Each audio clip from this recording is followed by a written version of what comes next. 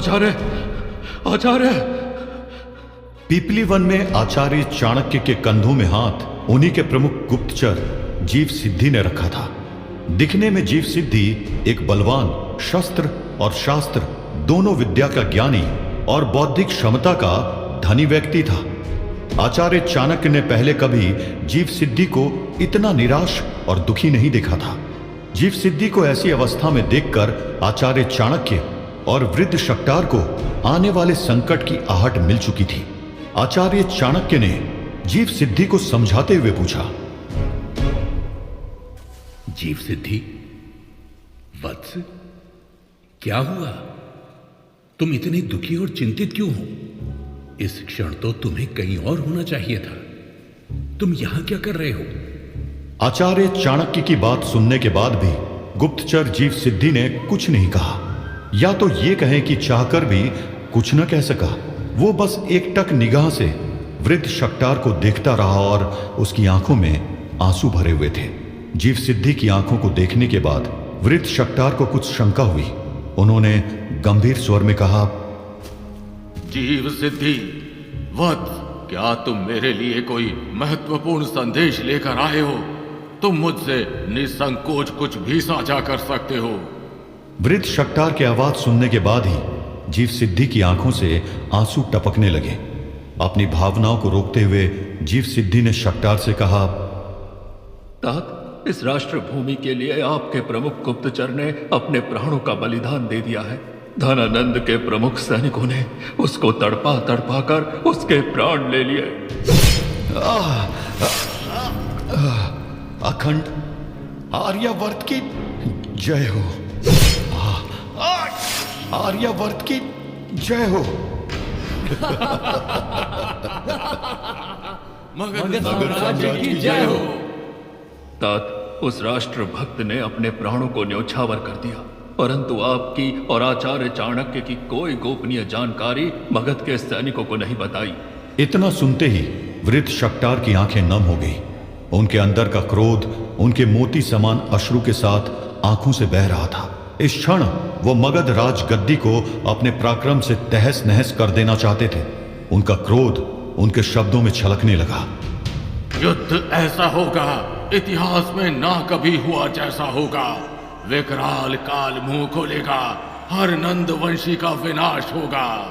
गंगा यमुना लाल बहेगी, मगध सैनिकों के रक्त से नंद वंश का सिंहासन कांपेगा, राष्ट्र भक्तों के हुंकार से। धनानंद, अपनी हार और विनाश का तू ही उत्तरदायी होगा। मैं मगध साम्राज्य का पूर्व अमात्य शक्टार उस प्रमुख सैनिक की जीवा को अपने हाथों से खींचूंगा और यही मेरा प्रतिशोध होगा। आचार्य चाणक्य ने वृद्ध शक्टार को इतना क्रोधित कभी पहले नहीं देखा था। चाणक्य ने वृद्ध शक्टार को शांत करते हुए कहा, तात, आपकी भावनाएं उचित हैं, परंतु अभी हमें शांति से अगली रणनीति बनाने की आवश्यकता है। भले ही मैं मगध की राजनीति से दूर हूं, किंतु अगर मगध के सैनिकों को घुटने टेकने में विवश नहीं किया तो मान लेना कि शक्तार कभी कोई था ही नहीं, केवल एक विचार था। विचार। मगध के क्रूर सैनिकों, मेरे प्रिय गुप्तचर की राष्ट्र के लिए दी हुई वीर गति खाली नहीं जाएगी। तात, अब हम लोगों को और अधिक सतर्क रहने की आवश्यकता है। अब वो क्षण भी आ चुका है कि जब जीव सिद्धि को और अधिक प्रमुख कार्य दिया जाए। जीव सिद्धि, मैं और चाणक्य चंद्रगुप्त की मां मोरा से भेंट करने के लिए प्रस्थान कर रहे हैं। अब समय का वो चक्र भी आ चुका है जब तुम एक नए वेश को धारण करो। अवश्य तात। आचार्य चाणक्य और वृद्ध शक्टार ने जीव सिद्धि को नया वेश धारण करने का आदेश दे दिया था।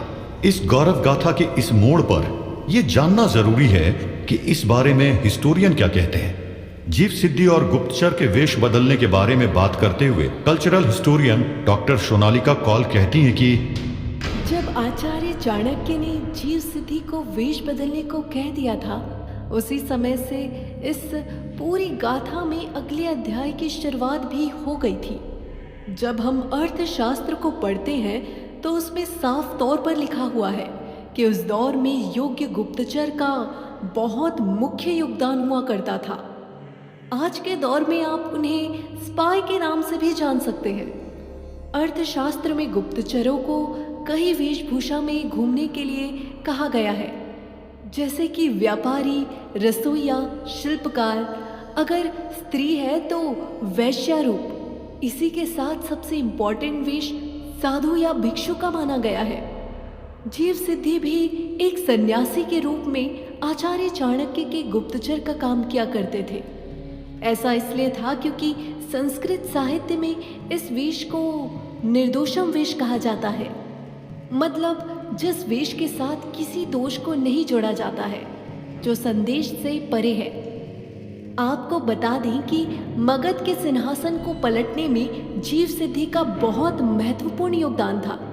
अगर आज के दौर में किसी को स्पाई या फिर एजेंट के बारे में रिसर्च करनी हो तो उसे आचार्य चाणक्य के गुप्तचर जीव सिद्धि के बारे में जरूर पढ़ना चाहिए।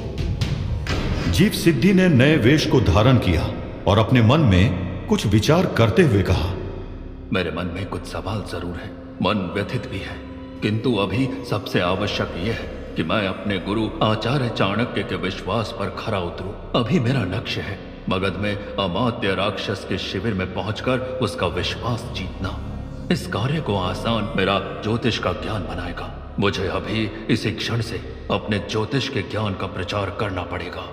एक तरफ आचार्य चाणक्य, वृद्ध शक्तार और जीव सिद्धि अपनी आने वाली रणनीति के ऊपर काम कर रहे थे, तो दूसरी तरफ मगध साम्राज्य के कुछ प्रमुख सैनिक आचार्य चाणक्य की तलाश में पीपली वन की तरफ निकलने की तैयारियां भी कर रहे थे। संध्या काल का समय आ चुका था। अमात्य राक्षस को याद आया कि संध्या काल होने को आई है, इसके पश्चात मुझे युवराज पबता से भी मिलना है। ऐसी कौन सी बात है जो युवराज पबता मुझे बताना चाहते थे? अमात्य राक्षस अपने ख्यालों में ही था। तभी उसके पास मुख्य सैनिक आया और अमात्य राक्षस से कहा, अमात्य की जय हो। अमात्य, प्रमुख सैनिकों की तैयारी पूर्ण हो चुकी है। सैनिक प्रतीक्षा कर रहे हैं कि हम उस ब्राह्मण कुमार चाणक्य की तलाश के लिए कब पीपली वन की तरफ प्रस्थान करेंगे।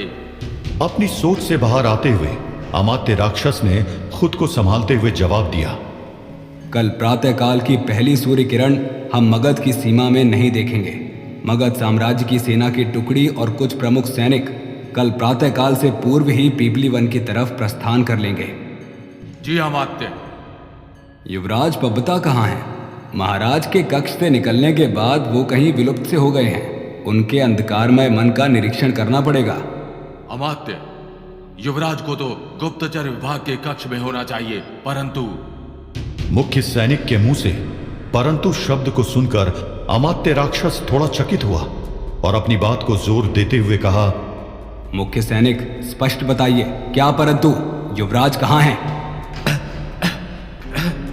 अमात्य, ये बात युवराज से आप मत बताइएगा कि उनकी सूचना मैंने आपको दी है। आप लोग बड़ी व्यवस्था को संभाल रहे हैं, कुटिल नीति के धनी हैं। इन सब में मैं बेचारा निम्न सैनिक फंस जाऊंगा। युवराज आज गुप्तचर विभाग में नहीं अपितु कोषाग्रह विभाग के कक्ष में अकेले विचरण कर रहे हैं। कुछ तो उनके दिमाग में अति विशाल चल रहा है। मेरी वाणी पर विश्वास नहीं तो अमात्य, आप स्वयं कोषाग्रह विभाग के कक्ष की तरफ प्रस्थान करिए और मुझे आज्ञा दीजिए।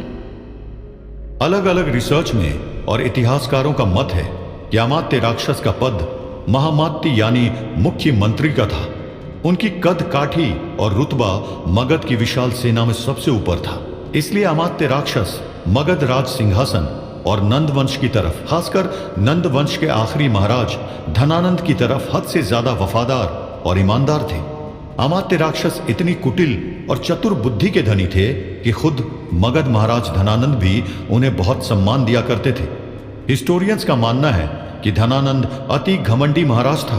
वो बहुत कम लोगों को बुद्धिमान समझता था और जिन लोगों को बुद्धिमान समझता था उनमें से सबसे ऊपर नाम अमात्य राक्षस का आता था। मुख्य सैनिक की बातों को सुनने के बाद अमात्य राक्षस के माथे पर चिंता की लकीरें उभरने लगी। उनके मन में तरह तरह के विचित्र ख्याल आ रहे थे। उसे इस बात की शंका हुई कि महाराज धनानंद और मगध राज सिंहासन के ऊपर कोई विशाल खतरा तो नहीं है? क्या चल रहा है युवराज के मन में? मुझे इसी क्षण युवराज से मिलने के लिए कोषागृह कक्ष की तरफ प्रस्थान करना होगा, नहीं तो कुछ अनर्थ हो सकता है। अमात्य राक्षस तेज कदमों के साथ विशाल मगध साम्राज्य के कोषागृह कक्ष के बाहर पहुंचा। अमात्य राक्षस ने बिना एक क्षण भी व्यर्थ किए कोषागृह कक्ष के दरवाजे को खोला। क्या इस दरवाजे के खुलने की आवाज के साथ मगध राज सिंहासन हिलने वाला था? पब्बता कोषागृह कक्ष में क्यों और क्या कर रहा था? क्या अमात्य राक्षस के मन में उठ रही शंका सत्य थी? और क्या हुआ था आचार्य चाणक्य और वृद्ध शट्टार के साथ? अभी और भी रोमांचक होने वाली है आचार्य चाणक्य की गौरव गाथा।